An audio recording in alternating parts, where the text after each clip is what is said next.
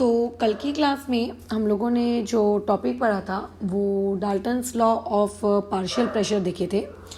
तो आज हम लोग उसके न्यूमेरिकल्स के साथ अपना जो काम है वो आगे कंटिन्यू करते हैं। तो एक बात हमेशा याद रखना, आपको सवाल को रीड करके सबसे पहले ये आइडेंटिफाई करना है कि उसके अंदर कौन सी चीज़ें कांस्टेंट हैं।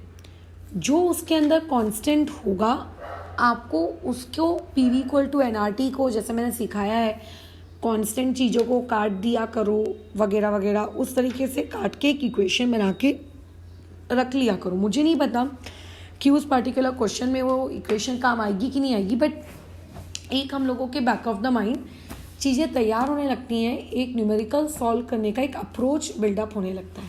ठीक है, फिर जैसे जैसे तुम्हारी प्रैक्टिस होती जाएगी ऑटोमेटिकली तुम लोगों के अंदर वो फ्लो आ जाएगा, जिससे तुम लोग बिना इस तरीके का काम किए भी क्वेश्चन को देखते बराबर, आइडेंटिफाई करते बराबर ही उसको सॉल्व कर लोगे। तो पहले हम लोग अभी क्वेश्चन सॉल्व करना शुरू करते हैं। देखो, अभी सबसे पहली बात तो मैं पार्शियल प्रेशर को PP कहूँगी, इस बात को भूलना मत। ठीक है, आपको पार्शियल प्रेशर नाइट्रोजन का और ऑक्सीजन का कितना होगा एयर में ये बताना है। अगर मान लेते हैं एयर में जो हम लोगों की नाइट्रोजन है, उस नाइट्रोजन का परसेंटेज कंपोजिशन आपको दिया हुआ है 20, जो कि बहुत ही अजीब सिचुएशन है, बट जो भी है सो है। ठीक है, अच्छा एक मिनट, नहीं, परसेंटेज नाइट्रोजन का दिया हुआ है 80 नॉट 20। ठीक है, अब कोई अजीब सिचुएशन नहीं है। और परसेंटेज ऑफ ऑक्सीजन तुमको दिया है 20, और तुमको वहाँ पे बोल रहा है कि जो एटमॉस्फेरिक प्रेशर होगा उस वक्त, वो एटमॉस्फेरिक प्रेशर किस चीज़ का है आप लोगों का, कितना दिया हुआ है 1 ATM। तो एक बात को हमेशा ध्यान रखना कि आपके पास पार्शियल प्रेशर निकालने के बहुत सारे फॉर्मूलेज हैं। कल हम लोग ऑलरेडी इन फॉर्मूलोज पे बात कर चुके हैं। अब बात ऐसी होती है कि आप उनमें से कौन सा फॉर्मूला यूज़ करोगे। तो जब भी तुमको परसेंटेज कंपोजिशन दिखे तो तुम समझ जाओ कि बेसिकली आपको एक रास्ता मिल चुका है क्या कैलकुलेट करने का, मोल फ्रैक्शन कैलकुलेट करने का, है ना। कल तुम्हें मैं बताई थी कि अगर आप मोल फ्रैक्शन जो आंसर आता है, अगर आप उसको मल्टीप्लाई बाय 100 कर दो तो आपको बेसिकली क्या मिल जाता है, परसेंटेज कंपोजिशन। यानी कि अगर कोई मुझसे पूछेगा कि परसेंटेज कंपोजिशन का और मोल फ्रैक्शन का आपस में रिलेशनशिप क्या है, तो हम उसको सिंपली कह सकते हैं कि जो मोल फ्रैक्शन है, अगर आप उसको मल्टीप्लाई बाय 100 कर देंगे तो आपको मिल जाएगा परसेंटेज कंपोजिशन। तो ऐसे में अगर कोई मुझसे ये पूछेगा इस पर्टिकुलर फॉर्मूले को यूज़ करके कि बताइए ऊपर वाले परसेंटेज को देखकर आपके पास नाइट्रोजन का मोल फ्रैक्शन कितना है, तो हम लोग बता सकते हैं कि आप सीधा सीधा 80 उसको डिवाइड कर दो 100 से, डैट वुड बी 0.8। और सिमिलरली ऑक्सीजन का मोल फ्रैक्शन आपके पास कितना है, दैट इज 0.2 इतना। तो मुझे मोल फ्रैक्शन मिल गया, समझ रहे हो। ओके, अब दूसरी चीज़, एटमॉस्फेयर में सिर्फ नाइट्रोजन या फिर सिर्फ ऑक्सीजन गैसेस नहीं होती, अदर गैसेस भी होती हैं।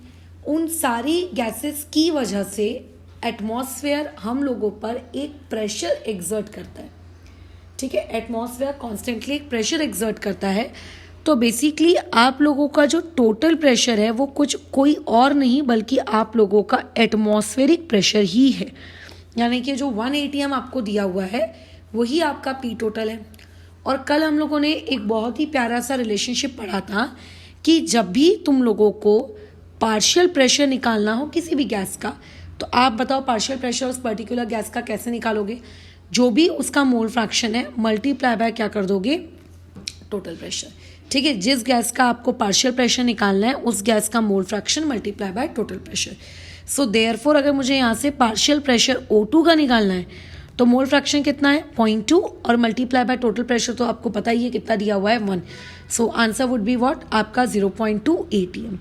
ठीक है, सिमिलरली अगर मान लेते हैं मुझे यहाँ पे किसी ने पार्शियल प्रेशर किसका निकालने को कहा, आपके N2 का निकालने को कहा, तो ये कितना आ जाएगा 0.8 ATM। तो इस पूरे क्वेश्चन में क्या कोई ऐसी कठिन चीज़ थी जो तुम लोगों को नहीं बनती? बिल्कुल नहीं, इसमें तो सब कुछ बल्कि बहुत ही आसान था। इसमें बस हम लोगों को एक चीज़ है जो ध्यान रखनी है, जो यूजुअली हम लोग पेपर में ध्यान नहीं रख पाते हैं, वो ये है ठीक है, कि मोल फ्रैक्शन और परसेंटेज कंपोजिशन का ये क्या रिलेशनशिप है। ठीक है, अगर ये आपको रिलेशनशिप याद ही नहीं है तो एक स्टूडेंट के दिमाग में पता है कन्फ्यूजन क्या क्रिएट हो जाता है, यार परसेंटेज दिया है, वेट तो दिया नहीं है, मोल्स दिए नहीं है, मैं कैसे निकालूं। कुछ लोगों के इसमें, कुछ लोग उसको 100 ग्राम अज्यूम करके भी सवाल सॉल्व कर लेते हैं, बट कुछ लोगों को कन्फ्यूजन हो जाता है। तो बेटर है यार, इतना प्यारा सा छोटा सा रिलेशनशिप तुम्हारे सामने रखा हुआ है ना, बेटर है कि आप उसको क्या करो, यूज़ करो। चलो नेक्स्ट क्वेश्चन में हम लोग अभी मूव करते हैं। नेक्स्ट क्वेश्चन देखते हैं क्या है। आपको बोला गया है कि आपके पास 0.1 मोल ऑफ ईथेन गैस है। अब ईथेन की पूरी स्पेलिंग लिखने से अच्छा है मैं लिख देती हूँ, C2H6 आपके पास है, और आपके पास 0.3 मोल, एक मिनट, हाँ 0.3 मोल ऑफ क्या है, ऑक्सीजन गैस है। आप इन दोनों गैसेस को आप यूज़ कर रहे हैं, मतलब आपने लिया है एक फ्लास्क में। अच्छा, जिस फ्लास्क में आपने लिया है उसका टेम्परेचर कितना है, 27 डिग्री सेल्सियस, और वहाँ पे प्रेशर कितना दिया हुआ है आप लोगों को, 1 atm प्रेशर मेंटेन करके दिया हुआ है, और बोला जा रहा है कि उसको हमने सील कर दिया। चलो ठीक है, अब वो ये कह रहा है कि सील कर देने के बाद आपका जो फ्लास्क था जिसके अंदर आपने वो गैसेस को मिक्स करके रखा है, आप उसको हीट कर रहे हो, और हीट करके आप उसको 1000 केल्विन तक के टेम्परेचर तक पहुंचा देते हो। अब बताओ इस क्वेश्चन में आपको चीज़ें फाइंड क्या करने को कही जा रही है। सबसे पहली बात, आपको पार्शियल प्रेशर फाइंड करना है, किसका, ईच कंपोनेंट का, जो कि उस रिएक्शन में एंड में मौजूद है। Each component at the end of the reaction के एंड में जो जो चीज़ें आपके पास अवेलेबल होंगी, आपको उन सभी का क्या कैलकुलेट करना है, पार्शियल प्रेशर कैलकुलेट करना है। तो सब और भी बहुत सारे पार्ट्स है कैलकुलेट करने के, पहले मैं इस ए पार्ट पे फोकस करती हूँ, फिर हम लोग बी पार्ट पे आएंगे। तो देखो सबसे पहले तो आपके पास एक ईथेन गैस है, उसको आपने फ्लास्क में रखा, और उस ईथेन गैस के साथ आपने ऑक्सीजन रखा और आप उसको हीट कर रहे हो। सो बेसिकली हीट कर रहे हो, इसका मतलब आप उसको एनर्जी प्रोवाइड कर रहे हो, है ना। अब चाहे एनर्जी इलेक्ट्रिसिटी के फॉर्म में प्रोवाइड की जाए, या लाइट के फॉर्म में, या हीट के फॉर्म में, अगर आप एनर्जी दे रहे हो तो आप एक तरीके से C2H6 यानी कि ईथेन और जो O2 है, इन दोनों के बीच में रिएक्शन आप क्या करवा रहे हो, आप शुरू करवा रहे हो कि ये लोग आपस में क्या करें, रिएक्ट करें। और पूरे ब्रह्मांड का एक बहुत ही प्यारा सा नियम है कि जब जब आप लोगों के पास जो हाइड्रोकार्बन्स होते हैं, जब वो रिएक्ट करते हैं, तो रिएक्ट करने के, रिएक्ट मतलब कंबशन कर रहे हैं ना, O2 के साथ रिएक्ट करना का मतलब क्या होता है, कंबशन करना। तो वो लोग क्या प्रोड्यूस करते हैं, CO2 प्रोड्यूस करता है, H2O प्रोड्यूस करता है। हो सकता है हीट भी कर रहा हो, लाइट भी कर रहा हो, बट उसका हम लोगों की बैलेंसिंग के साथ कोई लेना देना नहीं होता, इसलिए मैं उस चीज़ को यहाँ पे नहीं लिख रही हूँ। ठीक है, अच्छा, लेकिन हम ऐसा एक्सपेक्ट करते हैं कि ये प्रोडक्ट बनेगा। अब क्वेश्चन वाले ने लेकिन तुमको रिएक्शन दे के रखी हुई है कि देखो भैया, आप लोगों का, आप एक्सपेक्ट करते हो कि CO2 बनेगा, बट CO2 नहीं बन रहा है, यहाँ पे बन रहा है 2 टाइम्स ऑफ कार्बन मोनोऑक्साइड। यानी कि इस बार क्वेश्चन में आपको ऑलरेडी क्या दी हुई थी, बताओ आप लोगों को क्या दिया हुआ है। ऑलरेडी क्वेश्चन में आप लोगों को क्या दिया हुआ है, ये बताया हुआ है कि इस बार रिएक्शन ये है। अगर रिएक्शन के बारे में कोई इन्फॉर्मेशन नहीं दी हुई होती, ठीक है, तो आप क्या करते, उसको फिर CO2 बनाकर करते, बट क्योंकि इस क्वेश्चन में ऑलरेडी आपको रिएक्शन दिया है, तो जो रिएक्शन दिया है आपको अपना आंसर उस रिएक्शन के अकॉर्डिंग देना पड़ेगा। अच्छा, अब आगे समझते हैं एक और पार्ट इसका क्या है। अब बोल रहा है कि मान लेते हैं बी पार्ट में कि जो रिएक्शन है वेसल है, रिएक्शन वेसल को आपने क्या कर दिया, 1000 डिग्री सेल्सियस तक गर्म कर देने के बाद आप वापस से उसको 27 डिग्री सेल्सियस पर लाकर वापस से आप उसको क्या कर रहे हो, कूल कर रहे हो। यानी कि पहले आप उसको 27 डिग्री सेल्सियस से 1000 डिग्री सेल्सियस तक लेकर गए, और उसके बाद वापस से 1000 डिग्री सेल्सियस से उसको वापस से कहाँ पर लेकर आ रहे हो, आप उसको 27 डिग्री सेल्सियस पर लेकर आ रहे हो। तो आपको ये पूछ रहा है कि इस कूलिंग के प्रोसेस होने के बाद आपका जो फ्लास्क है, उस फ्लास्क में प्रेशर कितना बना हुआ रहेगा। ठीक है, अच्छा, अब उसके अलावा एक चीज़ का ध्यान रखिएगा कि जब भी हम लोग किसी भी चीज़ को हीट करते हैं, और स्पेशली जब इस तरीके की रिएक्शंस में H2O प्रोड्यूस हो रहा हो, तो तो H2 के जो वेपर्स होते हैं वो भी अपना कुछ ना कुछ प्रेशर एक्सर्ट करते होंगे, राइट। बट हम लोग कैसा है, अगर उस वेपर प्रेशर के बारे में क्वेश्चन में अगर मेंशन नहीं किया गया, जो कि यूजुअली नहीं किया जाएगा, ठीक है, आप लोगों को उतने कॉम्प्लिकेटेड सवाल बना के नहीं दिए जाते, बट मेंशन करके अगर नहीं दिया जाएगा तो आप मान के चलेंगे कि वहाँ पे वाटर का वेपर प्रेशर क्या है आपने इग्नोर किया है, ठीक है। तो इस क्वेश्चन का सबसे पहला अजम्पशन यहाँ पे क्या रहेगा कि हम लोग जो वेपर प्रेशर रहेगा, ठीक है, जो H2O के वेपर्स हैं उसकी वजह से जो प्रेशर क्रिएट हो रहा होगा उसको हम लोग बेसिकली क्या कर रहे हैं, आप लोगों का इग्नोर कर रहे हैं, ठीक है। चलो अब आगे कंटिन्यू करते हैं, चीज़ें देखो किस तरीके से क्या बोली गई हैं आपको आगे। आपको पहले तो इक्वेशन दी हुई थी, बहुत ही बढ़िया, हमने वो इक्वेशन लिखी हुई है ऑलरेडी। हमें पहले ये देखना है कि पार्शियल प्रेशर हम ईच कंपोनेंट का निकाले कैसे। ईच कंपोनेंट का पार्शियल प्रेशर निकालने का ये मतलब है कि आपको इस इथेन का भी पार्शियल प्रेशर निकालना है, इस O2 का भी, इस CO का भी और इस H2O का भी। बट रिएक्शन होने के बाद, ठीक है, ओके ठीक है, क्वेश्चन की स्टार्टिंग में देखो क्या दिया है कि आपके पास जो इथेन है वो 0.1 मोल है और जो ऑक्सीजन गैस है वो 0.3 मोल्स है। यानी कि मैं यहाँ लिख देती हूँ कि जब हम लोग T=0 की बातचीत कर रहे हैं तो ये 0.1 है और ये 0.3 है। आपका सबसे पहला काम किसी भी मोल कंसेप्ट टाइप के सवालों में ये होना चाहिए कि आप लिमिटिंग रिएजेंट को ढूंढ लीजिए। आप जैसे ही लिमिटिंग रिएजेंट ढूंढेंगे आपकी आधी समस्या का तो समाधान वहीं हो जाएगा, क्योंकि ये लिमिटिंग रिएजेंट ही डिसाइड करेगा कि प्रोडक्ट में जो पार्टिकल्स बन रहे हैं वो पार्टिकल्स कितने कितने मोल्स के बन रहे हैं, कैसे कैसे बन रहे हैं, ठीक है, ये बात ध्यान रखना। तो अभी 0.3 डिवाइडेड बाय 2.5 तो ऑब्वियस है कि इसकी वैल्यू आएगी, ये आ रही है 3/25, तो 3/25 इज 0.12। अब अगर कोई तुमसे पूछे कि छोटा कौन है तो साथ साथ दिख रहा है कि ये छोटा है, इसका मतलब इथेन हम लोगों का क्या होने वाला है, लिमिटिंग रिएजेंट। अगर इथेन मेरा लिमिटिंग रिएजेंट है तो इससे ये तो समझ में आ गया आएगा कि ये चीज आफ्टर सम टाइम, है ना, कुछ समय बाद ये C2H6 कंप्लीटली क्या हो जाएगा, जीरो, कुछ बचेगा ही नहीं, क्योंकि लिमिटिंग रिएजेंट का काम क्या होता है, खुद को खत्म करके प्रोडक्ट बनाने का, है ना। जब तक खत्म नहीं होता तब तक प्रोडक्ट बनाते रहो, हाँ, अनलेस एंड अनटिल आपने रिएक्शन को बीच में ना रोक दिया हो। और ऐसा कुछ यहाँ पे लिखा नहीं है कि रिएक्शन बीच में रुकी है, इसका मतलब रिएक्शन कंप्लीशन तक गई है। और अनलेस एंड अनटिल क्वेश्चन में ऐसा ना लिखा हो कि परसेंटेज इफिशिएंसी वगैरह इतनी है, तो हम ये मान के चलेंगे रिएक्शन कंप्लीटली हुई है। तो यहाँ से बताइए CO कितने प्रोड्यूस होंगे, CO के कितने मोल्स प्रोड्यूस हो जाएंगे उसके रिस्पेक्ट में 0.2। सादा में मोल एनालिसिस लगा रही हूँ और कुछ भी नहीं। और H2O के कितने हो जाएंगे 0.3। अच्छा, और O2 के मोल्स 0.3 पहले थे, लेकिन क्या अभी भी O2 के मोल्स 0.3 रहेंगे? ऑब्वियस नहीं रहेंगे, क्योंकि O2 और C2H6 दोनों आपस में रिएक्ट करके प्रोडक्ट बना रहा है ना भाई। तो ऐसा तो हो नहीं रहा है कि C2H6 अलोन प्रोडक्ट बना रहा है, उसके साथ O2 भी इन्वॉल्व हो रहा है, दोनों मिलकर प्रोडक्ट बना रहे हैं। इट मीन्स दैट कि O2 की भी वहां पे इन्वॉल्वमेंट है, O2 खत्म हुआ होगा। तो O2 कितना खत्म हुआ होगा, कितना बचा होगा, हमको ये पता लगाना है।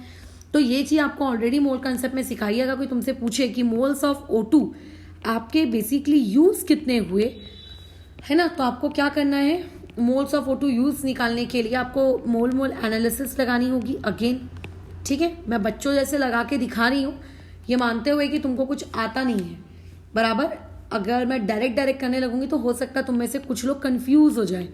तो यहाँ से हमें यह समझ में आ गया कि मोल्स ऑफ O2 यूज्ड आपके पास कितना है, आपके पास 0.25 है, ठीक है। आपके पास कितना है 0.25, यानी कि 0.12 में से, एक मिनट, 0.12 कहाँ से आ गया, ओ सॉरी, देखना, ध्यान रखना, हे भगवान, ये तो लिमिटिंग रिएजेंट का काम है, इसको क्रॉस कर देना। मैं हमेशा तुम लोगों को बोलती थी, इस बार मैं खुद ही गलत करने वाली थी। लिमिटिंग रिएजेंट की कैलकुलेशन हमेशा या तो रफ में करना है या तो रफ करने के बाद क्रॉस कर देना, अदरवाइज मेरी जैसी गलती होती, मैं 0.12 में से 0.25 माइनस करना चाहिए। तो अच्छा, मेरी खोपड़ी जल गई कि अच्छा जो चीज़ कम है उसमें से उतना ज़्यादा यूज़ कैसे हो सकता है। तो 0.3 हमारे पास पहले थे और उसमें से हमने 0.25 यूज़ कर लिए, इसका मतलब मेरे पास कितना बचा है, आपका O2 0.05 O2 मेरे पास बचा है।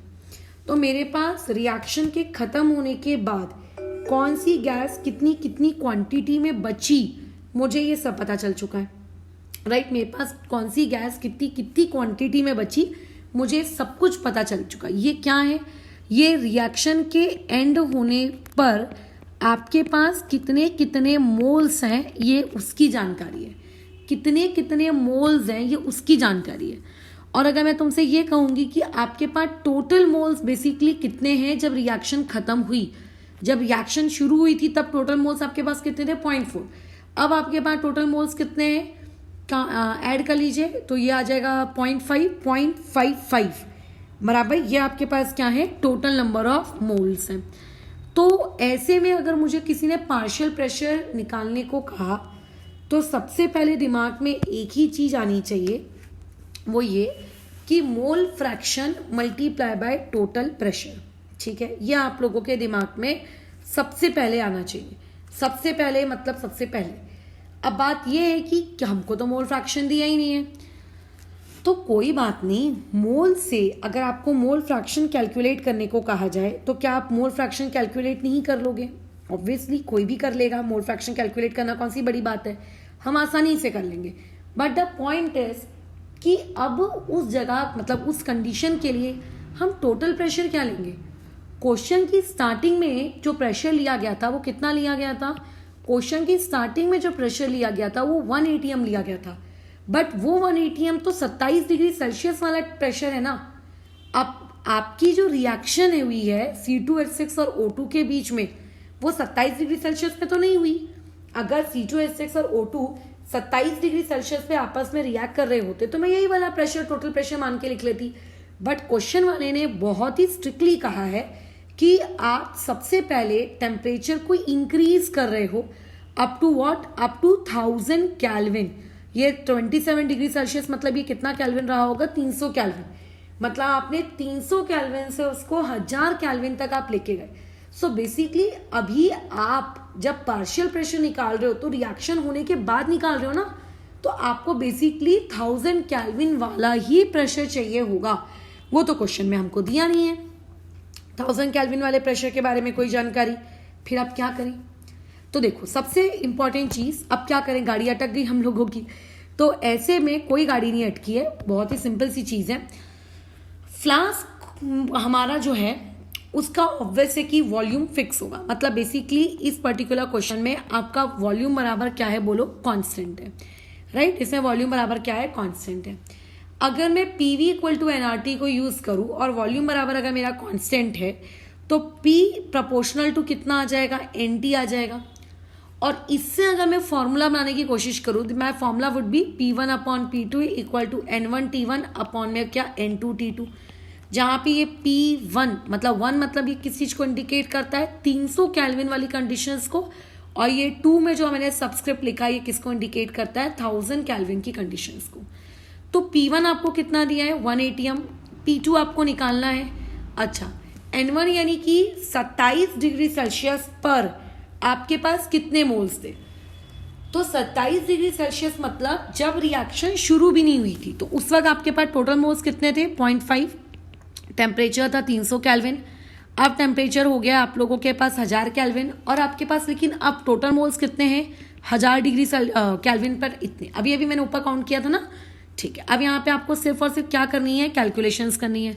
तो देखो ये चीज़ कितनी हो जाएगी, 0.55 अपॉन में आपका 0.4 इंटू 3 यानी कि 1.2 इज इक्वल्स टू कितना, P2। तो इन दोनों का डिविजन कर लो और देखो यहाँ से हमारे पास P2 कितना आ जाता है, 0.55 डिवाइड बाय 1.2।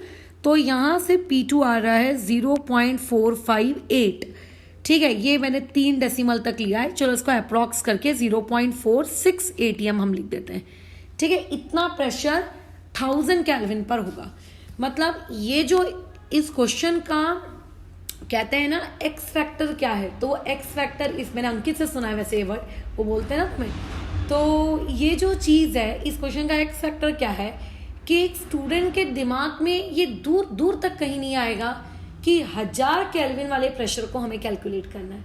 वो क्वेश्चन में जो स्टार्टिंग में 1 atm प्रेशर दिया हुआ होगा वो उसी को अपना टोटल प्रेशर मान लेगा और उसी से क्वेश्चन को सॉल्व कर डालेगा। ये इस क्वेश्चन का ग्लिच है। ठीक है, यहाँ पे वो आपको क्या कर सकता है, पोपट बना सकता है। तो ये बहुत इंपॉर्टेंट पॉइंट है कि आपको अगर कंडीशन किसी दूसरे टेम्परेचर की दी है और रिएक्शन अगर किसी दूसरे टेम्परेचर पे हो रही है तो आप क्या करिए, फिर उसे कैलकुलेट करिए। दूसरा ग्लिच इस क्वेश्चन में कैसे आ सकता है कि फॉर्मूला कौन सा उपयोग में लाए, समझ ही नहीं आ रहा है। तो जो लोग फॉर्मुलेस को रटते हैं ना, उन लोगों को तकलीफ होगी, अरे आप P1 V1 नहीं लगा पा रहे, अरे यार P1/T1 नहीं लगा पा रहे, अरे यार वो नहीं लगा पा रहे। आपको मैं 50 बार बता चुकी हूँ, क्वेश्चन को सिर्फ रीड करो, उसमें क्या कांस्टेंट है उसको देखो, कौन किसके कैसे प्रोपोर्शनल है, और अपना फॉर्मूला तुम खुद बना लो। ठीक है ना, खत्म बातचीत, है ना। आर मैंने क्यों नहीं लिया, क्योंकि आर भी तो एक कांस्टेंट ही होता है वी के जैसे। अच्छा, अब बात आती है कि हम लोगों को पार्शियल प्रेशर के लिए मोल फ्रैक्शन चाहिए होगा। तो मोल फ्रैक्शन कैसे निकालते हैं, जिस भी चीज का मोल फ्रैक्शन निकालना है उसको न्यूमरेटर में डिवाइडेड बाय टोटल मोल्स। तो अगर मुझे मान लेते किसी ने यहाँ से मोल फ्रैक्शन कैलकुलेट करने को कहा कि आप मोल फ्रैक्शन कैलकुलेट करिए, तो जो आपकी इथेन गैस है उसका मोल फ्रैक्शन तो 0 ही आएगा, 0 divide by any number is 0। इसका आ जाएगा 0.05 डिवाइडेड बाय, बोलो कितना, 0.55। ये हो जाएगा 0.2 अपॉन में 0. कितना 55। ये कितना हो जाएगा 0.3 अपॉन में, बोलो कितना 0.55। सिर्फ कैलकुलेशंस करनी है और कुछ भी नहीं करना है। ठीक है, तो पहला वाला कितना आ जाएगा, पहला वाला आएगा 1/11, फ्रैक्शन में ही रहने देते हैं। अच्छा, दूसरा वाला जो है आप लोगों के पास ये कितना आ जाना है 2/55, और उसके मान वाला आ जाना है आपके पास 3/55। समझ रहे हो कैसे किया जा रहा है काम। ठीक है, कुछ भी अनोखा नहीं किया है। ठीक है, बहुत ही सिंपल चीजें हैं, उसमें नहीं समझने लायक जैसा कोई काम नहीं। लेट्स से अगर किसी को फ्रैक्शन पसंद नहीं आता है तो चलो जाने दो, फ्रैक्शन छोड़ो, पॉइंट्स में आंसर ला देते, क्योंकि वैसे भी हमें बाद में पॉइंट में ही आंसर निकालना है। तो मैंने कैलकुलेटर से डिवाइड करके देख लिया है, ये चीज आती है आपकी 0.09। ठीक है, आप चाहो तो राउंड ऑफ कर सकते हो, बट मत करो राउंड ऑफ फालतू के। ठीक है, मत किया करो उतना भी ज्यादा। ये आता है 0.36, और उसके बाद ये वाली चीज आती है 0.54। देख लेना कहीं कोई कैलकुलेशन एरर मुझसे ना हो रही हो, जो कि यूजुअली कभी हर एक वीडियो में एक ना एक कैलकुलेशन एरर तो मेरी हो ही जाती है। चलो यहाँ पे आ जाते हैं, ये मुझे मोल फ्रैक्शंस मिल गए 1000 केल्विन पे। अब मुझे पीपी पार्शियल प्रेशर निकालना है C2H6 का। अब ये सारा पार्शियल प्रेशर निकाला जा रहा है 1000 केल्विन पर। ठीक है, तो इसका क्या कंसेप्ट होगा, जितना भी उसका मोल फ्रैक्शन है मल्टीप्लाई बाय टोटल प्रेशर। तो यार C2H6 तो पूरी खत्म हो गई है, उसका क्या मोल फ्रैक्शन, उसके तो मोल्स ही नहीं है, तो उसका मोल फ्रैक्शन कहाँ से आएगा, तो उसका 0। मुझे पार्शियल प्रेशर O2 का निकालना है, तो 1000 केल्विन पे मेरे पास कितनी O2 बची, मोल फ्रैक्शन वाइज मेरे पास 0.09 O2 बची।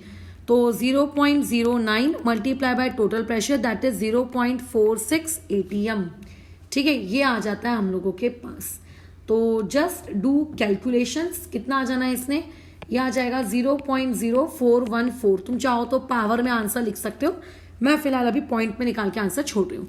मुझे पीपी कैलकुलेट करना है, कार्बन मोनोऑक्साइड जो बनी उसका मुझे पीपी कैलकुलेट करना है। ठीक है, करो कैलकुलेट, कैसे करेंगे बताइए।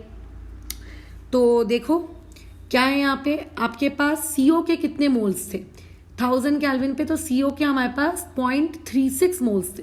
तो 0.36 मल्टीप्लाई बाय ये 0.46।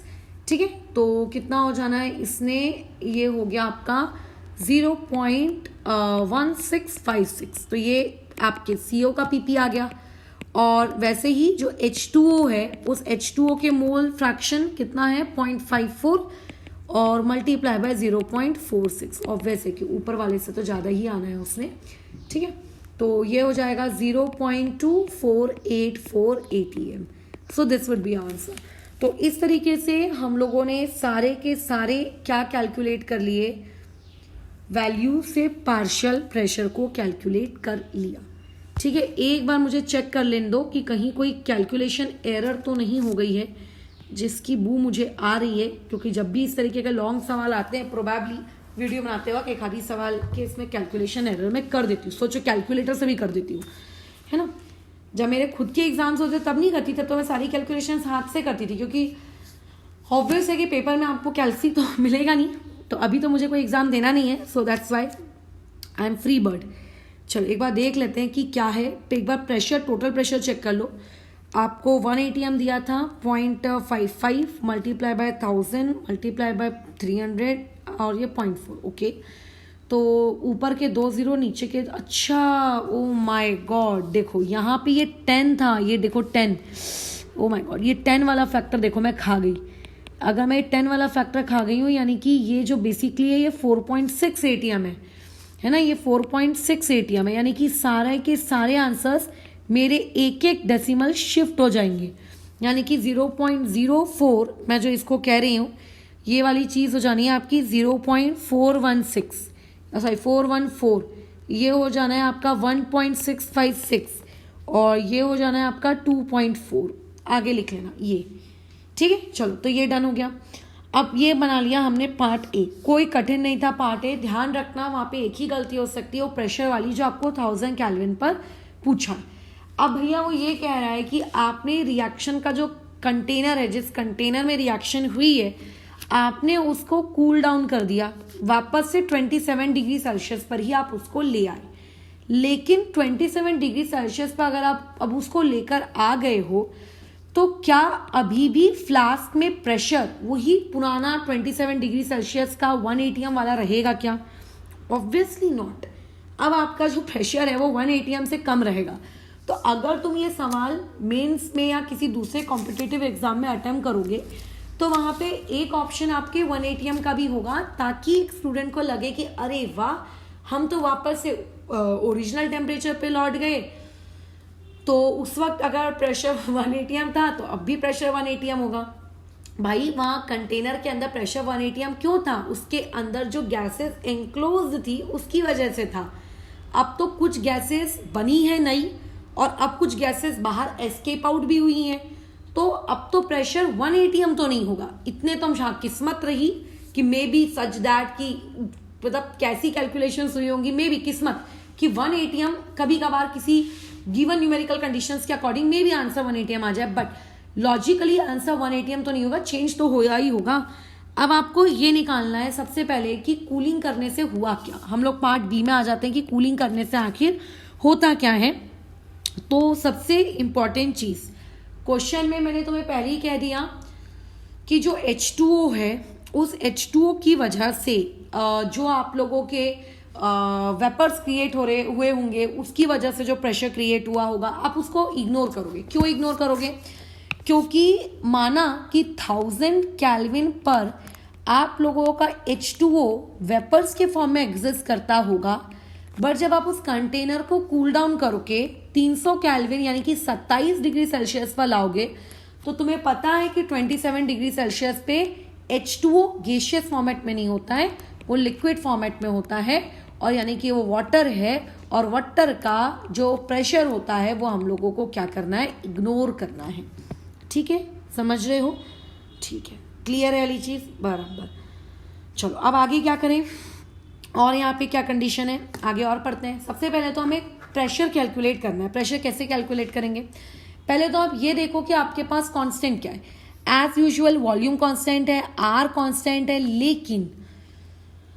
लेकिन इस बार हमारा टेम्परेचर भी कांस्टेंट है। क्यों हमारा टेम्परेचर भी कांस्टेंट है? क्योंकि हम लोग इनिशियल टेम्परेचर जो पहले का 27 डिग्री सेल्सियस था ना, उस वक्त जो प्रेशर थी हम उसके रिस्पेक्ट में कैलकुलेशंस कर रहे हैं, इसीलिए 1000 केल्विन के रिस्पेक्ट में मैं नहीं कर रही हूँ। मैं इनिशियली जो मेरे पास 27 डिग्री सेल्सियस था, उस 27 डिग्री सेल्सियस के रिस्पेक्ट में मैं सारी की सारी कैलकुलेशंस कर रही हूँ। और अभी भी टेम्परेचर 27 है और उस वक्त भी 27 था, तो बेटर है ना, टेम्परेचर वाला इशू मुझे फील नहीं होगा, इसीलिए टेम्परेचर कांस्टेंट है। और अगर टेम्परेचर कांस्टेंट है तो हम जानते हैं pressure is directly proportional two moles हो जाएगा, राइट। अच्छा, और अगर pressure directly proportional two moles हो गया तो इन दैट केस आप लोगों का P1 upon P2 equals to N1 upon क्या आ जाएगा N2। तो P1 यानी कि उस वक्त इनिशियली टेम्परेचर जब 27 डिग्री सेल्सियस हुआ करता था, तो उस वक्त कितना प्रेशर था? 1 ATM। P2 आपको अभी निकालना है। अब बात आती है मोल्स की, तो मोल्स हम यहाँ पे क्या लेंगे? तो देखो N1 को लेना कोई बड़ा काम नहीं है, N1 आसानी से लिया जा सकता है कि जब इनिशियल कंडीशंस थी तो उस वक्त तो भैया मोल्स इतने थे, लेकिन अब तो कंडीशंस बदल गई हैं। अब मतलब कुछ आप जब नए 27 डिग्री सेल्सियस पे आए हो तो आपके पास कुछ मोल्स क्या हो चुके हैं आपके पहले के कंपेयर में, या तो ज़्यादा हुए होंगे या तो कम हुए होंगे। तो आपको बेसिकली अब आपके पास कितने मोल्स हैं आपको वो लिखना है। बट यहाँ पे हम सिर्फ उन्हीं मोल्स को लिखेंगे, जैसे कई लोगों के अंदर ये फीलिंग आ रही होगी कि आप 0.55 लिख दीजिए, तो 0.55 नहीं लिखेंगे, यहाँ पे हम लोग लिखेंगे 0.25। अब ये 0.25 कैसे आया समझाइए। तो देखो 0.25 ऐसे आया कि बेसिकली हमें ये बताना है कि कंटेनर में अभी कितना प्रेशर है। अगर मुझे ये बताना है कि कंटेनर में अभी कितना प्रेशर है तो मुझे वो प्रेशर किसकी वजह से है पहले तो ये पता रहना चाहिए। तो 27 डिग्री सेल्सियस पर जो प्रेशर होगा वो प्रेशर किसकी वजह से होगा, गैसेस की वजह से होगा जो उस वक्त 27 डिग्री सेल्सियस से मौजूद होंगी, राइट। अच्छा 27 डिग्री सेल्सियस पर नाउ आफ्टर रिएक्शन आपके पास कौन कौन सी गैसेस मौजूद है। तो ऑब्वियसली 27 डिग्री सेल्सियस पर रिएक्शन के बाद आपके पास मोल्स ऑफ इथेन गैस वो तो जीरो हो चुके हैं, मोल्स ऑफ H2O माना कि 0.3 है, बट ये तो लिक्विड है और लिक्विड का तो प्रेशर हम लेते नहीं है, इसलिए ये वाली चीज़ बोलो क्या हो गई, इग्नोर हो गई। अब तुम समझ गए होगे कि 0.25 आया कहाँ से। ये मोल्स ऑफ O2 जो उस वक्त बची कितनी रिएक्शन के बाद, देखो ना कितने O2 बचे, रिएक्शन के बाद आपके पास 0.05 O2 बचे थे और कार्बन मोनोऑक्साइड कितनी प्रोड्यूस हुई थी, 0.2 प्रोड्यूस हुई थी। इन दोनों को ऐड करके आ जाएगा, क्लियर है। तो अगेन इस क्वेश्चन का जो ग्लिच है वो अगेन यहाँ पे आप लोगों का ग्लिच है कि एक स्टूडेंट यहाँ पे क्या कर सकता है, N2 की जगह क्या कर सकता है, यहाँ पर आप लोगों का 0.55 ये पुट करने की उसके अंदर बहुत तीव्र इच्छा होगी। तो ऐसा मत करना, आप प्रेशर के रिस्पेक्ट में बातचीत कर रहे हो भाई, तो अगर प्रेशर के रिस्पेक्ट में बातचीत कर रहे हो तो इट मीन्स दैट आपके उन्हीं लोगों को आपको कंसिडरेशन में लेना है जो प्रेशर के लिए एक्चुअली रिस्पॉन्सिबल है। अब तुम कैलकुलेशन कर लो, यहाँ से P2 कितना आ जाना है, P2 would be 0.4 divided by कितना आ जाएगा आप लोगों का 0.25, तो ये हो जाएगा 1.6। यानी कि अब आप नहीं रुको, अच्छा मैंने फिर उल्टा कर दिया, पता नहीं ध्यान कहाँ रहता है आजकल। तो यहाँ से P2 आ जाएगा 0.25 डिवाइडेड बाय 0.4, ये चीज़ आएगी, ये हो जाएगा मेरे पास 25 और ये 4 0.625 ATM। यानी कि अब वापस से रिएक्शन ख़त्म करने के बाद अगर वेसल को वापस से 27 डिग्री सेल्सियस पे ठंडा कर दिया जाता है तो ये सिचुएशन रहेगी, ठीक है। अच्छा अब इसमें एक स्टूडेंट का डाउट ये भी हो सकता है कि मैडम 27 डिग्री सेल्सियस पर कार्बन मोनोऑक्साइड भी तो लिक्विड हो सकती है ना, नहीं होती है ना। एटमॉस्फेयर में हमारे कार्बन मोनोऑक्साइड रहती है कि नहीं रहती है, रहती है ना, बट कौन से फॉर्मेट में रहती है, गैसियस फॉर्मेट में रहती है। तो ये एक अच्छा सवाल था, ये सवाल तुम्हें बहुत कुछ चीज़ें सिखा कर गया। तुम अगर ऐसे सवाल करके खुश होगे कि जिसमें P1 दिया है, T1 दिया है, P2 दिया है, T2 निकालो, ऐसे सवाल का कोई यूज़ नहीं होता। डेफिनेटली ऐसे सवाल आपको आने चाहिए, नहीं तो होता कैसा है कि कई बार कठिन सवाल करने के चक्कर में एक स्टूडेंट इजी सवाल भी नहीं कर पाता है। लेकिन मैं जानती हूँ कि उतना बेसिक बुद्धि का स्तर आपके पास होना चाहिए कि बेसिक वैल्यू पुटिंग वाले सवाल आप कर सको, और वो मैं सिखाती भी हूँ बेसिक वैल्यू पुट करने वाले सवाल, ताकि एक इंसान इन सवालों को करने से पहले वो बेसिक सवाल आपके कर ले। लेकिन ध्यान रखना इस तरीके के बेसिक सवाल एग्ज़ाम में आप एक्सपेक्ट मत करना, ठीक है, क्योंकि अगर ऐसे सवाल देंगे तो फिर तुम ये सोचो कि रैंक बहुत सारे लोग परसेंटाइल हाई स्कोर कर लेंगे ना, कुछ तो ऐसा देना होगा उनको जो वो बहुत ज़्यादा कठिन भी नहीं देंगे और बहुत ज़्यादा इजी भी नहीं देंगे, नॉर्मल देंगे जो एक नॉर्मल इंसान उसको सोच सकता है। अच्छा जैसे कि ये सवाल है आप लोगों के पास, वीडियो को फॉरवर्ड कर लोगे क्योंकि मुझे क्वेश्चन लिखने में वक्त लग जाएगा।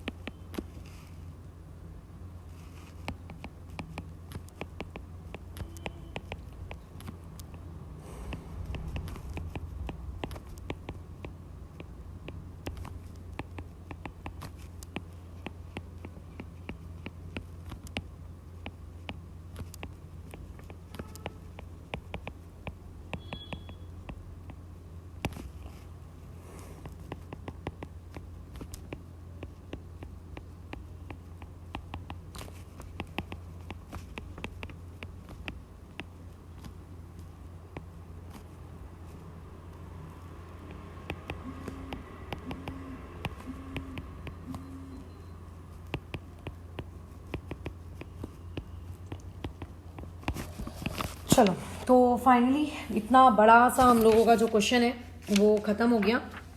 अब देखते हैं क्या है। जितना बड़ा आपको एक्चुअली सवाल दिखता है, ज़रूरी नहीं है कि उनके सॉल्यूशंस भी आपके उतने ही बड़े बड़े हों। ठीक है, चीज़ें आसान रहती हैं, सिंपल रहती हैं, बस सोचना रहता है आपको। जैसे कि यहाँ पे दिया है कि एक आपके पास 20 लीटर का स्टील सिलेंडर था, जिसमें आपने नाइट्रोजन गैस को 20 ATM पे और 300 केल्विन पे मेंटेन करके आपने रखा हुआ था। ठीक है, रखा हुआ था।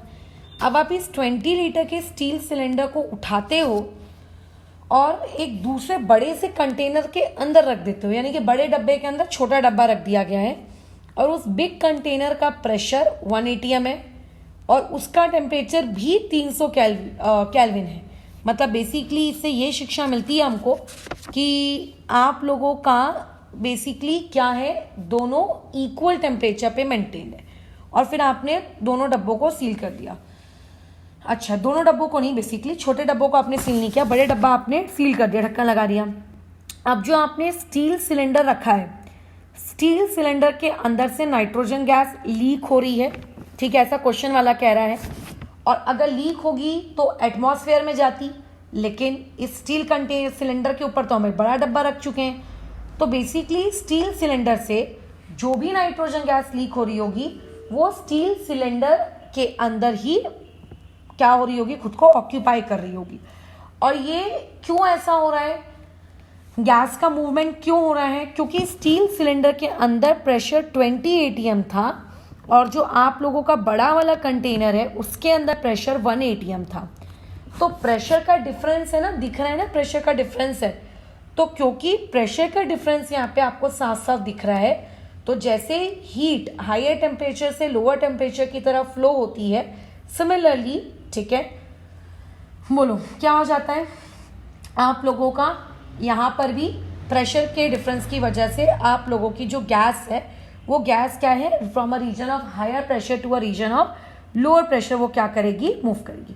और वो तब तक मूव करती रहेगी जब तक दोनों तरफ प्रेशर इक्वल नहीं हो जाता। बेसिकली इसी चीज़ को उसने लिख के रखा है कि प्रेशर इक्विलिब्रियम वो एस्टैब्लिश।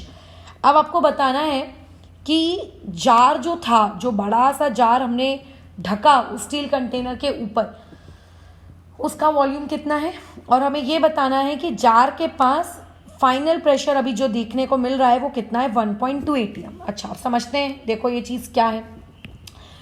तो सबसे पहले तो मैं सारी की सारी जानकारी लिख लेती हूँ जो जो मुझे पता है, सो दैट मुझे बार बार इतना बड़ा क्वेश्चन नहीं पढ़ना पड़ेगा। स्टील सिलेंडर का वॉल्यूम मैं इसको लिख देती हूँ VSC, आपको दिया हुआ है कितना, 20 लीटर्स है ना, 20 लीटर ही दिया है ना, हाँ बिल्कुल 20 लीटर्स आपको दिया है। इसका जो प्रेशर आपको दिया है वो कितना दिया हुआ है, दैट वॉज आपका 20 ATM। और टेम्परेचर तो दोनों तरफ 300 केल्विन ही है, तो अच्छा है, ये हम लोगों के लिए बोल्स लॉ लगाने के काम आ सकता है, या फिर टेम्परेचर कांस्टेंट है इस कंसेप्ट को लगाने के काम आ सकता है। अब अगर मैं बात करूँ किसकी, तुम लोगों के जार की, तो देखो जार के बारे में तुमको क्या इन्फॉर्मेशन दी हुई है। आप लोगों का जो जार है उसका प्रेशर, उसके अंदर का प्रेशर 1 ATM है, टेम्परेचर तो देखो वही है आपका 300 केल्विन, बट उस जार के अंदर का वॉल्यूम कितना है ये आपको नहीं दिया। एंड बेसिकली आपको उस जार के अंदर का जो वॉल्यूम है वही कैलकुलेट करना है ना। तो ये आपको दिया है 1 ATM और ये आपको दिया हुआ है कितना, 300 केल्विन। तो इससे तो पहले ये शिक्षा मिल गई कि टेम्परेचर बराबर यहाँ पे क्या रखा गया है, कांस्टेंट रखा गया है।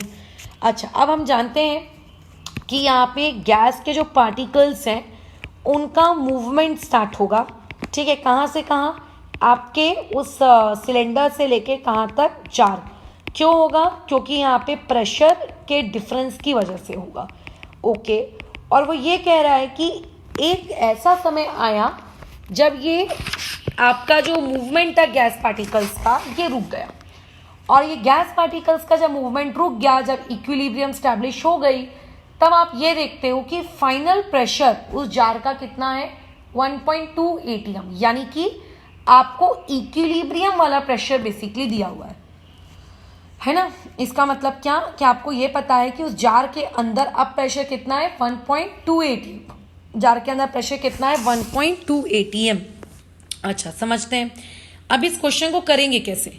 तो अभी तक मैंने ऊपर जितने भी सवाल तुम्हें बताए ये उससे थोड़ा सा हटके सवाल है, क्योंकि यूजुअली हम जब सवाल करते, इवन जो मैंने कल तुम्हें कंसेप्ट बताया था कि जब हम लोग दो कंटेनर्स को आपस में कनेक्ट कर देते हैं स्टॉप कॉक के थ्रू, फिर गैस एक कंटेनर से दूसरे कंटेनर में फैलने लगती है, ये बेसिकली वही सवाल है।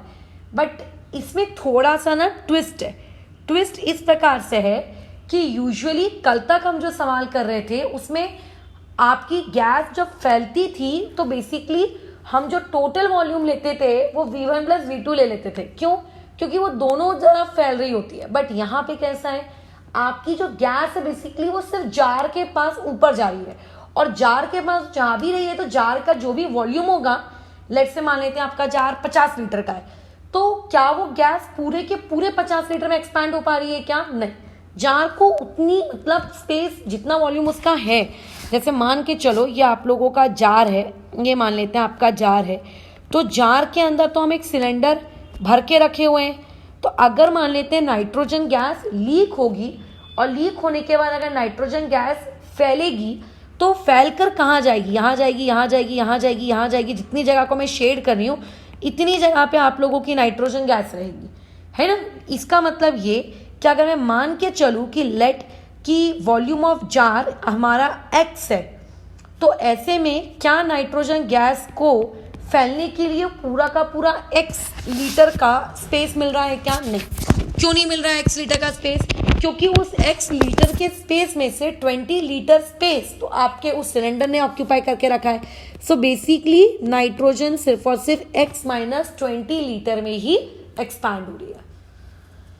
समझ गए कितने में हो रही है? x minus 20। और क्या ये क्वेश्चन कल के डाल्टन्स लॉ पार्शियल प्रेशर वाला जो हमने कंसेप्ट सीखा था एकदम आखिरी में, कि जब आप दो बेसिकली ट्यूब्स को आपस में कनेक्ट करते हो, क्या ये एग्जैक्टली वैसा ही सवाल लग रहा है? बिल्कुल लग रहा है। तो बोलो क्या कंसेप्ट लगाएंगे जो हमने कल वहां सीखा था? क्या सीखे थे? P1 V1 plus P2 V2 equal to P total into V total, यही सीखे थे ना। बस यही कंसेप्ट। बस यहाँ पे P1 की जगह क्या लिखोगे? PSC is VSC plus P2 की जगह P jar plus multiply V jar equal to P total into V total. क्या आपको पहले से आपके उस सिलेंड्रिकल का प्रेशर पता है? बिल्कुल पता है। कितना? 20 atm, उसका वॉल्यूम 20 लीटर। क्या आपको जार के अंदर का पहले का प्रेशर पता है? बिल्कुल। क्या आपको जार के अंदर का एक्चुअल वॉल्यूम पता है? क्या? हाँ, तो जार के अंदर का एक्चुअल वॉल्यूम आपको कितना पता है? x, no it's x minus 20। हम लोगों ने x क्यों नहीं लिया? देखो हम लोग अज्यूम ये करते हैं, ठीक है, अजम्पशन हम लोगों का आइडियल गैसेस में ये रहता है कि जितना भी कंटेनर का वॉल्यूम होगा उतना ही वॉल्यूम गैसेस का भी होगा। मतलब हम ये मान के चलते हैं कि जितनी स्पेस बेसिकली कंटेनर के पास है, आपकी गैसेस उतनी पूरी स्पेस को ऑक्यूपाई करेंगी। हम ये मानकर चलते हैं। अब ऐसे में आपका जो कंटेनर है, माना कि वो x ml है, बट क्या वो एक्चुअल में x ml नहीं, सॉरी x लीटर उस गैस के लिए अवेलेबल है? क्या नहीं। तो उस कंटेनर का या उस जार का जितना वॉल्यूम गैस ऑक्यूपाई कर सकती है वही वॉल्यूम लेना है आपको। कंटेनर का नहीं लेना है, आपको गैस का लेना है। तो गैस जिस पार्ट में पहुंच ही नहीं पा रही है, आप उसके वॉल्यूम को काउंटर ही क्यों कर रहे हो? इसीलिए यहाँ पे हम लोग क्या लेंगे? आप लोगों का x माइनस 20। क्या आपको टोटल प्रेशर पता है? टोटल प्रेशर का मतलब ये होता है कि जब फाइनली गैसेस अच्छी तरीके से मिक्स हो गई, जब सब कुछ मिक्सिंग खत्म हो गई, तो मिक्सिंग खत्म होने के बाद कितना प्रेशर देखने को मिला। तो क्वेश्चन वाले ने साफ साफ कहा है कि इक्विलिब्रियम मेंटेन हुई। इक्विलिब्रियम मेंटेन होने के बाद प्रेशर हो गया कितना? 1.2। अच्छा, इक्विलिब्रियम मेंटेन होने के बाद बात आती है वॉल्यूम की। आप वॉल्यूम कितना लोगे? V total. वॉल्यूम यहाँ पे कितना लोगे? ये आपका सबसे बड़ा कंसर्न। तो वॉल्यूम किसका लिया जाएगा? V total. अब देखो ये सिचुएशन कुछ ऐसी है, ये डायग्राम देखो, इस डायग्राम को एनालाइज करो। होता कैसा था? कल तक जो तुम्हें पढ़ाए थे उसमें दो कंटेनर ऐसे कनेक्टेड होते थे, इसका वॉल्यूम V1, इसका वॉल्यूम V2, तो हम टोटल वॉल्यूम ले लेते थे V1 प्लस V2। अब अगर कोई तुमसे पूछेगा यार टोटल वॉल्यूम क्या है, तो टोटल वॉल्यूम में तुम गधे समान ये तो नहीं कहोगे ना volume of jar plus volume of आपका सिलेंडर, क्योंकि बेसिकली सिलेंडर जार के अंदर ही तो है। तो अगर आप जार का वॉल्यूम ले रहे हो तो उसके अंदर ऑलरेडी सिलेंडर का वॉल्यूम आ चुका है, तो यहाँ पे कितना आएगा x। तो ये सवाल देखो सिर्फ एक लाइन का सवाल है, सिर्फ एक लाइन का। क्या ये कल हमने सीखा था? हाँ, ये हमने कल सीखा था। बट यहाँ पे जो ग्लिच है, जहाँ पे एक स्टूडेंट गलती कर सकता है, जो उसको नहीं बनेगा या फिर जो वो सोच नहीं पाएगा, वो ये है। तो इसीलिए मुझे ये सवाल अच्छा लगता है, क्योंकि ये बाकी के आपके जो कंटेनर्स को कनेक्ट करने वाले सवाल होते हैं उन सवालों से ये थोड़ा सा कैसा है, आप लोगों का अलग हटके है ना। इसमें आपको चीज़ें थोड़ी सी क्या मिलती हैं, डिफरेंट मिलती हैं। अदरवाइज अभी तक या मैक्सिमम टाइम तब भी तुम कहीं भी सवाल देखोगे तो तुम्हें यूजुअली ऐसे ही सवाल देखने को मिलते हैं कि बताइए इस टाइप के, ये ऐसे 2 कंटेनर्स कनेक्ट कर दिए, 3 कंटेनर्स कनेक्ट कर दिए, बट सिलेंडर और सिलेंडर के ऊपर जार, ये याद रखना। यहाँ पे एक सबसे बड़ा मिस्टेक पॉइंट हो सकता है, यहाँ पर ये आपका मिस्टेक पॉइंट है कि आप यहाँ पे पता चले x+20 ले रहे हो, ये कुछ लोग कर सकते हैं। और यहाँ पे कुछ लोग ये कर सकते हैं कि सिर्फ x ले, क्योंकि उनके अकॉर्डिंग तो पूरे के पूरे कंटेनर का वॉल्यूम लिया जाता था मैडम अभी तक। तो बिल्कुल अभी तक हम कंटेनर का वॉल्यूम इसलिए लेते थे क्योंकि कंटेनर खाली होता था तो गैस पूरे कंटेनर में फैलती थी, इसलिए। ठीक है, सॉल्व कर लो, कितना आ जाना है देखो, बताओ।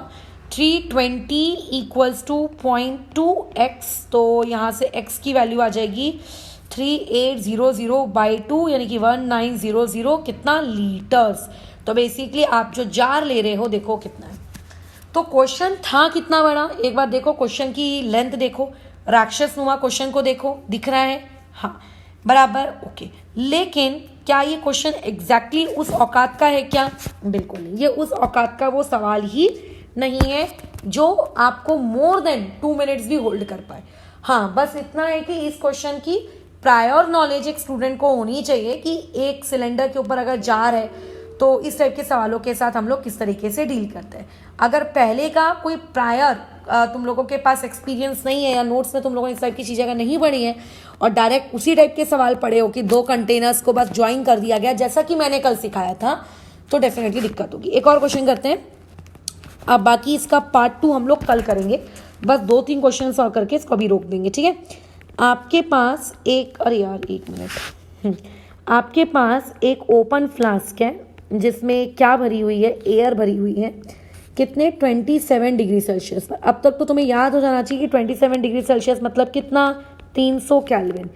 तो आपको क्या करना है, टेम्परेचर कैलकुलेट करना है, ठीक है, eight which it should be heated. देखो जो मैंने तुमको आज की क्लास में सेकेंड क्वेश्चन लिया था वहां पे मैं तुमको चीख चीख कर बता रही थी कि 1000 केल्विन तक हीट करो, ठीक है, हीट करो। लेकिन यहाँ पर तुमको चीख चीख के बोला जा रहा है कि भैया आप यहाँ पे टेम्परेचर बताओ, है ना। अच्छा, अब देखो इसके 2 सब पार्ट्स हैं। ये क्वेश्चन भी आप लोगों का एक बहुत इंपॉर्टेंट सवाल है। इसके भले ही 2 सब पार्ट्स बना के दिए जा रहे हैं, बट जब ये वाली चीज़ आप लोगों को पेपर में मेंस वगैरह में पूछी जाएगी तो किसी एक ही सब पार्ट को पूछा जाएगा। 1/3 of air measured eight final temperature escape out. अब देखो इसकी जो इंग्लिश है, ये इंग्लिश आपको समझनी है। फर्स्ट पार्ट में तो यूजुअली किसी को दिक्कत नहीं आती है, सेकंड पार्ट में ही आती है, वो भी उनको जिनको थोड़ा सा इंग्लिश में उनकी कमांड थोड़ी सी मतलब अच्छी नहीं है। अब आपके पास एक ओपन फ्लास्क है जो कि 27 डिग्री सेल्सियस से मेंटेन था। उस पर्टिकुलर सिचुएशन का मुझको प्रेशर नहीं दिया है, ठीक है, चलो ठीक है, कोई बात नहीं, नहीं दिया है। अब वो ये बोल रहा है कि आप कंटेनर को हीट करो। अब देखो फ्लास्क ओपन है, जैसे तुम अगर पानी गर्म करने के लिए रखते हो, लेट्स से चाय बना रहे हो, कॉफ़ी बना रहे हो, क्या करते हो, तो जो आपका कंटेनर होता है जिसमें आप चाय बनाते हो, उस कंटेनर को जब ओपन रहता है ना वो, तो अगर आप मान लेते चाय बना लिए, गैस ऑन है और आप भूल गए, मेरे साथ बहुत बार होता है, मैं भूल जाती हूँ कि किचन में कुछ चढ़ा हुआ है और मैं घूमती रहती हूँ इधर से उधर, और आफ्टर सम टाइम मुझे वो याद भी नहीं आता है। जब मैं किचन में जाती हूँ और तब दिखता है वहाँ पे गैस ऑन है, तो उसके अंदर जो भी सामान रखा होता है तो पूरा जल जाता है, तो पूरा इवेपोरेट हो जाता है। इस चक्कर में बहुत सारे बर्तन मेरे ऑलरेडी जल चुके हैं। तो ऐसे केस में आप लोगों के पास अगर एक ओपन कंटेनर है तो डेफिनेटली उसके अंदर जो भी आपने मटेरियल रखा है हीटिंग करने की वजह से वो इवेपोरेट या वेपराइज तो होगा ही होगा, ठीक है। तो आपको ये बताना है कि इतना मैं कितना टेम्परेचर रखूं कि सो दैट सिर्फ 1/3 ऑफ एयर जो उस 27 डिग्री सेल्सियस पे थी वो एस्केप आउट हो। यानी कि बेसिकली तुम चाहते क्या हो, तुम ये चाहते हो कि अगर मान लेते हैं कि लेट 27 डिग्री सेल्सियस पर अगर एयर वहां पर V लीटर्स थी, तो आप ये चाहते हो कि T डिग्री सेल्सियस पर, मतलब हीट करने वाले टेम्परेचर पर, हीटेड टेम्परेचर पे, या मैं ये कहूँ T केल्विन पर, ठीक है, क्योंकि डिग्री में तो हम लोग वैसे भी बात नहीं करते, ठीक है। T केल्विन पर आपकी कितनी एयर भाग जानी चाहिए, आपकी 1/3 ऑफ 27 डिग्री सेल्सियस पर जितनी भी एयर थी उसका 1/3 एस्केप आउट हो जाना चाहिए। यानी कि क्वेश्चन वाला ये चाहता है कि volume of air escape out कितनी होनी चाहिए, बताओ। Volume of air escape out 1/3 of कितना होना चाहिए, आप लोगों का V के बराबर होना चाहिए। ये क्वेश्चन वाला आपसे चाहता है। सो इनडायरेक्टली अब खुद सोचो, अगर इनिशियल आपके पास इतना वॉल्यूम था, इनिशियली आपके पास इतना वॉल्यूम था, और अगर इतना वॉल्यूम एस्केप हो रहा है, ठीक है, तो T केल्विन पर आपके पास कितना वॉल्यूम ऑफ एयर रिमेनिंग रहा होगा, कितना आपके पास रिमेनिंग रहा होगा, that would be 2V/3 litres, इतना रिमेनिंग रहा होगा। बिल्कुल, जब भी क्वेश्चन ओपन कंटेनर के बारे में बोला जाता है तो ओपन कंटेनर का मतलब ये होता, अरे यार, ठीक है, ओपन कंटेनर का मतलब बेसिकली क्या होता है कि वहां पे आप प्रेशर बराबर क्या रख रहे हो, कांस्टेंट रख रहे हो। आप प्रेशर बराबर वहां पे क्या रख रहे हो, कांस्टेंट। प्रेशर के साथ साथ जो आर है वो तो डेफिनेटली कांस्टेंट रहेगा। अब यहाँ पे क्या कांस्टेंट नहीं है, यहाँ पे मोल्स कांस्टेंट नहीं है, यहाँ पे टेम्परेचर कांस्टेंट नहीं है, और यहाँ पे आप लोगों का क्या नाम है उसका, वॉल्यूम कांस्टेंट नहीं है, ठीक है। तो इसका मतलब मेरे पास रिलेशनशिप क्या बनेगा कि volume is proportional to what, आप लोगों का NT, ठीक है। Volume is proportional to what, आप लोगों का NT। और फॉर्मूला क्या बनेगा, V1/V2 equal to N1T1 upon N2T2। मुझे नहीं पता कि ये फॉर्मूला मेरे लिए किसी प्रकार से आगे उपयोगी साबित होगा कि नहीं होगा, आई जस्ट डोंट नो, मुझे नहीं पता, ठीक है। मुझे बिल्कुल नहीं पता कि ये उपयोगी साबित होगा कि नहीं होगा, बट इतना मुझे तो पता है कि इस फॉर्मूले को मैं यूज़ कर सकती हूँ आगे, ठीक है, मे बी।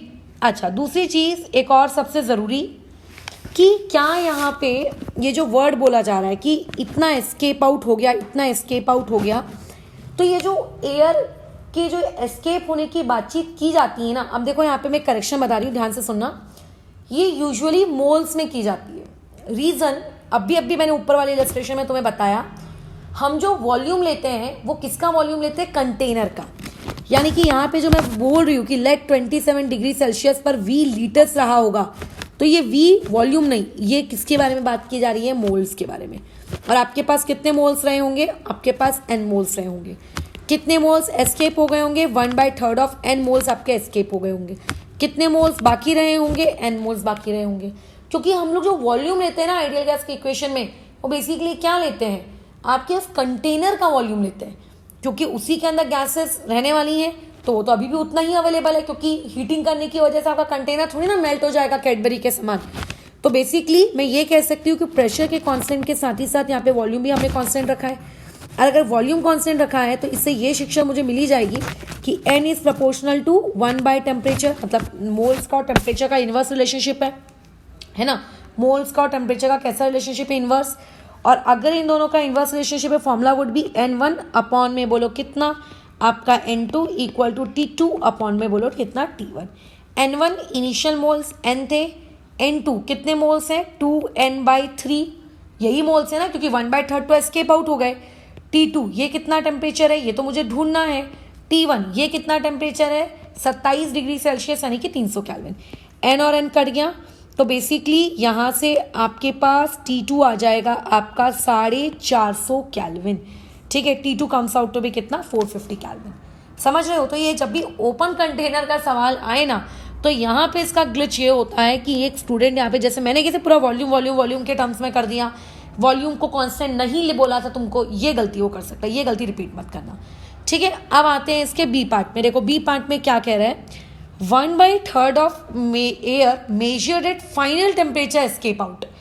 यानी कि वो क्या कह रहा है कि फाइनल टेम्परेचर यानी कि कौन सा टेम्परेचर, 450 केल्विन, यही है ना आपका फाइनल टेम्परेचर। फाइनल टेम्परेचर पर फिर से 1/3 ऑफ एयर भाग गई। मतलब पहले हमने 1/3 ऑफ एयर कहाँ से निकाली थी, 27 डिग्री सेल्सियस से निकाली थी, और इस बार मैं वही सेम 1/3 ऑफ एयर फिर से बोलो कहाँ से निकाल रही हो, आपके 450 केल्विन से निकाल रही हूँ। इसका मतलब नाउ बी पार्ट के लिए सिचुएशन ऐसी है कि बी पार्ट में आपका टेम्परेचर कितना है, 450 केल्विन। आप उस 450 केल्विन को हीट करके, आई डोंट नो, एक टी केल्विन पे लेकर जाना चाहते हो, लेकिन लेकर जाओ, उसमें कोई दिक्कत नहीं है। बट 450 केल्विन पर राइट नाउ मोल्स कितने हैं, 2n/3 मोल्स हैं। आप अगेन इस 2n/3 के जो मोल्स बचे हैं ना, आप इसमें से फिर से 1/3 n क्या करने वाले हो, माइनस करने वाले हो, क्योंकि क्वेश्चन में बोला है कि 1/3 फिर से निकालो। ठीक है, तो बेसिकली टी केल्विन पे जब आप पहुंचोगे तो आपके पास कितने मोल्स बनेंगे, सॉरी बचेंगे, n/3 मोल्स बचेंगे।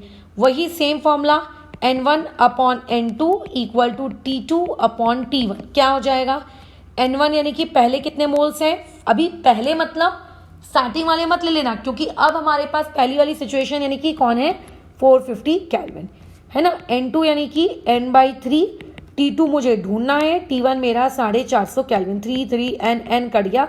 सो basically temperature comes out to be कितना, आपका 900 केल्विन। ये हमारा टेम्परेचर है। मतलब हम हमारे, एक मिनट चेक कर लो कहीं कोई एरर तो नहीं हो गई है।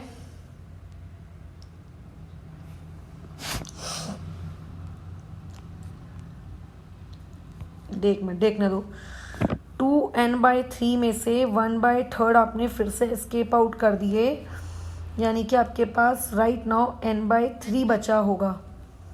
ठीक है, तो इनिशियली आपके पास 2n/3 था, तो n/3 कट गया, तो T2/T1। ठीक है, सब कुछ ठीक तो दिख ही रहा है। इन केस अगर तुमको ये चीज़ ठीक नहीं दिखे तो मुझे बताना कि ये ठीक क्यों नहीं दिख रही है। ठीक है, मेरे को तो ये सारी चीज़ें एकदम बराबर दिख रही हैं प्रॉपर तरीके से। ठीक है ना, एक बार मैं क्वेश्चन को फिर से रीड कर लूँ। 1/3 of air measure at final temperature, final temperature बोल रहा है ना, तो फाइनल टेम्परेचर यानी कि आपका यही वाला। ठीक है, इसमें बस देखो क्वेश्चन की लैंग्वेज में ना एक ही जगह पोपट हो सकता है तुम्हारा, वो ये कि फाइनल टेम्परेचर, ये हो सकता है एक स्टूडेंट ऐसा समझे कि 300 डिग्री सेल्सियस पर अभी फिर से 2n/3 बची, अब उस 2n/3 में से आप फिर से मतलब 1/3 लेकर जा रहे हो। तो ये थोड़ी सी इसकी जो लैंग्वेज है ये बेकार है, और कुछ नहीं कहूँगी मैं। तो इसकी बेकार लैंग्वेज का कुछ नहीं किया जा सकता। और ठीक है, एक आधी सवाल हम लोग और देख लेते हैं।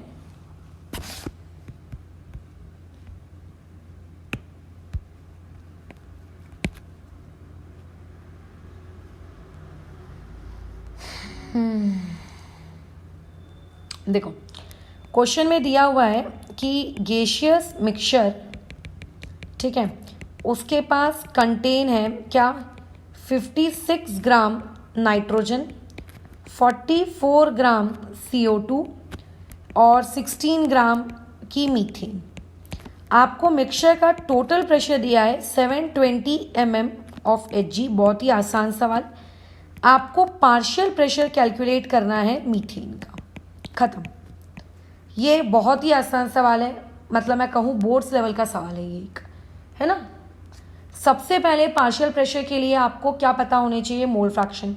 मोल फ्रैक्शन के लिए मैं बता दूँ क्या, पहले पता कर लो, मोल्स पता कर लो। आपके पास मोल्स ऑफ N2 कितना है, 56 डिवाइडेड बाय 28 यानी कि 2 मोल्स। मोल्स ऑफ CO2 कितना है, 44 डिवाइडेड बाय 44, तो ये आएगा 1 मोल।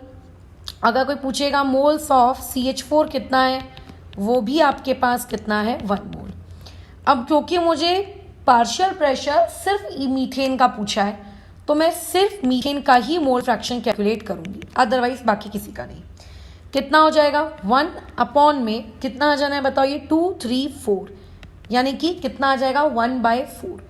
अब अगर कोई तुमसे पार्शियल प्रेशर किसका पूछ रहा है बताओ, आप लोगों के मीथेन का पूछ रहा है, तो क्या हो जाएगा, उसका mole fraction multiply by total pressure. अब देखो टोटल प्रेशर यहाँ पे mm/Hg में दिया है, कोई दिक्कत नहीं है, तुम चाहो तो आंसर ATM में भी निकाल सकते हो, नो इश्यूज। बट अगर मान लेते हैं आप लोगों को mm में रखना है तो आप mm में भी रख सकते हो। तो कैलकुलेशंस कर लो, कितना हो जाएगा, 4 1 4 3 4 1 4 5 6 7 180। So your answer would be 180 mm/Hg। ये पार्शियल प्रेशर रहेगा किसके, मीथेन का। जरूरी नहीं है मीथेन का पार्शियल प्रेशर पूछा जाता, किसी और का भी पार्शियल प्रेशर आपको पूछा जा सकता था, ठीक है। अच्छा अब एक और क्वेश्चन में आते हैं, आपसे ये कह रहा है कि equal weight of ethane hydrogen, ठीक है। मुझे नहीं पता कि इथेन का कितना वेट और हाइड्रोजन का कितना weight, I just don't know. आपने इसको मिक्स किया हुआ है, किसमें मिक्स करके रखा है, इन ए एम्प्टी कंटेनर। आपके पास एक खाली कंटेनर है जिसमें पहले से किसी भी, एक मिनट, जिसमें पहले से किसी भी प्रकार की कोई भी गैस मौजूद नहीं है। कितने डिग्री सेल्सियस पे, 25 डिग्री सेल्सियस पर। आपको ये बताना है the fraction of total pressure, the fraction of total pressure exerted by hydrogen. ध्यान से इसकी लैंग्वेज को सुनना। एक इंसान टोटल प्रेशर का जो ये वर्ड है इसको सुनकर बहक सकता है, उसको ये लगेगा कि क्वेश्चन में टोटल प्रेशर कैलकुलेट करने को बोला जा रहा है, बट फोकस इस बात पे दीजिएगा, उसने साफ साफ बोला है find the pressure exerted, total pressure exerted by hydrogen. मतलब हाइड्रोजन और इथेन दोनों के मिक्सचर की वजह से कितना प्रेशर क्रिएट हो रहा है, उसको ये जानने में कोई इंटरेस्ट नहीं है। उसको ये जानने में इंटरेस्ट है कि हाइड्रोजन अपने हक का बेसिकली कितना प्रेशर एक्सर्ट कर रही है टोटल, बिना किसी गड़बड़ी की। तो ऐसे केस में ध्यान रखिएगा, टोटल प्रेशर के साथ इस वर्ड को आप कंफ्यूज नहीं करेंगे। ये आपको बेसिकली क्या काउंट करने को बोल रहा है, partial pressure of hydrogen count करने को बोल रहा है। यानी कि एक स्टूडेंट की अगर मिस्टेक यहाँ हो सकती है तो मिस्टेक इस पॉइंट पे हो सकती है कि वो टोटल प्रेशर मान ले, लेकिन यहाँ पे लैंग्वेज समझो, टोटल प्रेशर, अच्छा मैं टोटल के बाद प्रेशर लिखना भूल गई, उसको लिख लेना, total pressure exerted by hydrogen. मतलब बेसिकली वो आपसे क्या पूछना चाह रहा है, पार्शियल प्रेशर किसका, हाइड्रोजन का। कैसे बताएंगे हम लोग पार्शियल प्रेशर हाइड्रोजन का, बोलो। सिंपल सी चीज़ है, आपको अगर पार्शियल प्रेशर हाइड्रोजन का काउंट करना है तो आपको ये पता होना चाहिए कि टोटल प्रेशर कितना है, मोल फ्रैक्शन कितना है, ठीक है। अब लैंग्वेज सुनो, fraction of total pressure exerted by, fraction of total pressure exerted by hydrogen. अगर ये वर्ड फ्रैक्शन यहाँ नहीं होता तो इसका मतलब था कि मुझे partial pressure of hydrogen calculate करना है। क्योंकि यहाँ पे वर्ड फ्रैक्शन है, इट मीन्स दैट आपको ये बेसिकली कैलकुलेट करना है कि टोटल प्रेशर में से आपके हाइड्रोजन ने कितने फ्रैक्शन वाइज कितना प्रेशर एक्सर्ट किया। अब पूरी दुनिया जानती है किसके बराबर होगा, मोल फ्रैक्शन ऑफ H2 के बराबर होगा। ओके, मुझे नहीं पता इथेन का और मीथेन का मोल फ्रैक्शन एग्जैक्टली क्या है, मैं नहीं जानती। अब मैं कैसे करूँ इस क्वेश्चन को सॉल्व फिर। अब एक काम करते हैं, कुछ हम लोगों को अजम्पशंस लेने पड़ेंगे, जैसे कि लेट इथेन आपके पास कितने ग्राम्स हैं, y ग्राम आपने इथेन ली, तो आपके पास मोल्स इथेन के बोलो कितने हो जाएंगे, y डिवाइडेड बाय उसका मॉलिक्यूलर मास कितना हो जाता है 30, ठीक है, ये हो गया 30। अच्छा, वैसे ही उसने बोला है इक्वल वेट है, यानी कि हाइड्रोजन भी आपके पास कितने ग्राम रही होगी, y ग्राम रही होगी। और अगर कोई तुमसे हाइड्रोजन का मोल्स पूछ ले तो वो कितना आ जाएगा, y डिवाइडेड बाय बोलो कितना, हाइड्रोजन का मोलर मास कितना होता है, हाइड्रोजन के पास क्या नहीं होता है, न्यूट्रॉन नहीं होता है, उसके पास सिर्फ प्रोटॉन होता है, तो उसका एटॉमिक मास होता है 1, इसीलिए H2 है तो टोटल हो जाएगा 2। अब तुम्हें यहाँ से पता लगाना है कि मोल फ्रैक्शन हाइड्रोजन का कितना है, तो कैसे निकालोगे, मोल्स ऑफ H2 अपॉन में moles of H2 plus moles of ethane.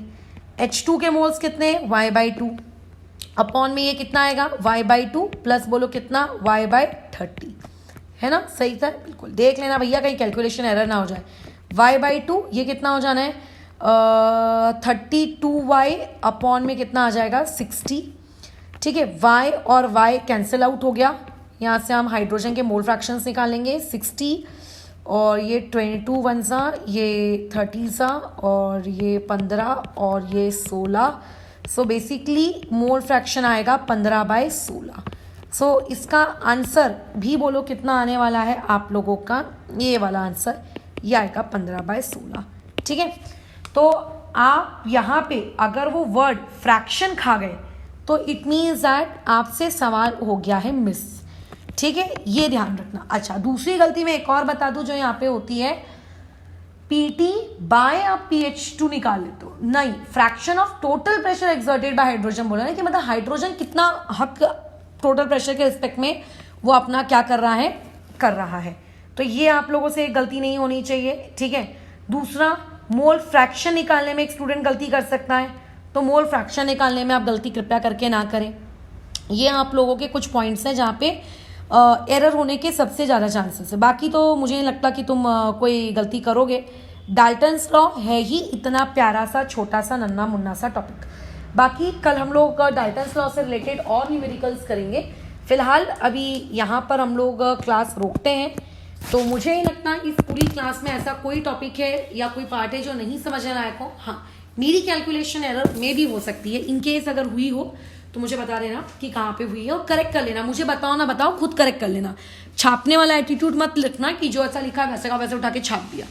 बस 2 पॉइंट्स इस पूरे वीडियो के दौरान जो हम लोगों ने सुना वो ये कि आपको बेसिकली जो परसेंटेज कंपोजिशन दिया होता है और आप लोगों का जो मोल फ्रैक्शन होता है उसके बीच में अगर आपको ये रिलेशनशिप याद है तो आपकी जिंदगी बहुत आसान है। अदरवाइज आप परसेंटेज की मदद से पहले मोल फ्रैक्शन ढूंढते, वो एकदम इनिशियल जब आपको मोल कंसेप्ट सिखाया गया था उस तकनीक के द्वारा, वो थोड़ा गंदा काम हो जाता। ठीक है, पॉइंट नंबर 2, आप लोगों को हमेशा ये ध्यान देना है कि अगर टेम्परेचर को, वेसल का टेम्परेचर अगर इंक्रीज किया जा रहा है तो उस इंक्रीज टेम्परेचर का आपको कंडीशंस लेनी है। मतलब उस इंक्रीज्ड टेम्परेचर पे जो प्रेशर होगा वो, उस इंक्रीज्ड टेम्परेचर पे जो मोल्स होंगे वो। पॉइंट नंबर 2, मोल कंसेप्ट आना चाहिए।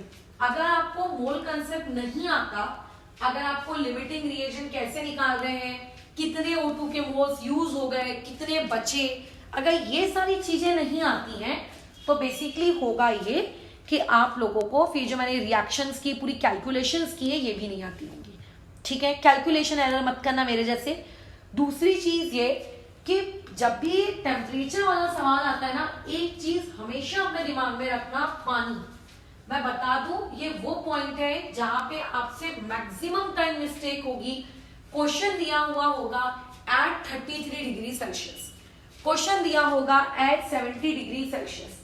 ध्यान रखना 100 डिग्री सेल्सियस तक आपका जो पानी है वो कौन से स्टेट, मतलब 100 डिग्री सेल्सियस से बेसिकली वेपराइज होना शुरू होता है, बट बिलो 100 डिग्री सेल्सियस आपका पानी या तो सॉलिड स्टेट में होता है या तो लिक्विड स्टेट में होता है। तो सॉलिड और लिक्विड के प्रेशर्स को हम लोग PV इक्वल टू एनआरटी में काउंट नहीं करेंगे, क्योंकि PV equal to NRT ideal gases के लिए लगती है, लिक्विड और सॉलिड्स के लिए नहीं लगती। ठीक है, तो यहाँ पे एक स्टूडेंट से मिस्टेक क्या हो सकती थी कि वो जो डिनोमिनेटर में 0.25 है वो 0.25 ना लेके उसको 0.55 लेता, ये सोच, या फिर कुछ और पता नहीं क्या क्या सोचते रहते हो, बट 0.25 नहीं लेता, वो उसमें H2O के भी मोल्स काउंट कर लेता, क्योंकि उसके अकॉर्डिंग तो रिएक्शन में H2O भी है, बट H2O प्रेशर के लिए रिस्पॉन्सिबल नहीं है, इसलिए H2O के मोल्स को हम लोग काउंट नहीं करेंगे।